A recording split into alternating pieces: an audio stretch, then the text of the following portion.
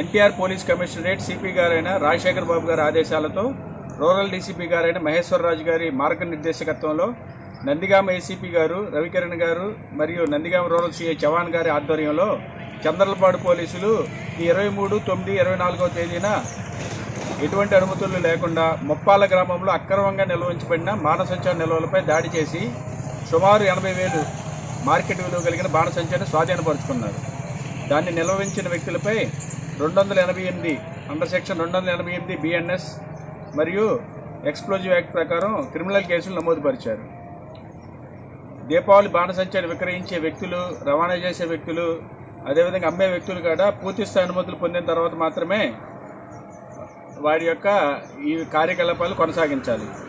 స్థానిక అనుమతులు అంటే పోలీసుల వద్ద నుంచి, స్థానిక సంస్థల నుంచి మరియు ఫైర్ డిపార్ట్మెంట్ నుంచి వీటి నుంచి పూర్తిస్థాయి అనుమతులు పొందాలి. అటు పొందకపోతే పోలీసులు ఆ యొక్క ఎక్కడైతే నిల్వ ఉంచారో వాటిల్ని స్వాధీనపరుచుకుని క్రిమినల్ కేసులు నమోదు పరుస్తాం. జనావాసాల మధ్యన అయితే అసలు నిల్వ ఉంచకూడదు. ఈ దీపావళి సీజన్ అయిపోయిన తర్వాత అలాంటి అక్రమంగా ఏవి నిల్వ ఉంచకూడదు. ఏవైతే ఉన్నాయో అవి తగిన అనుమతులు తీసుకున్న తర్వాత మాత్రమే సరిగ్గా నిల్వ ఉంచాలి.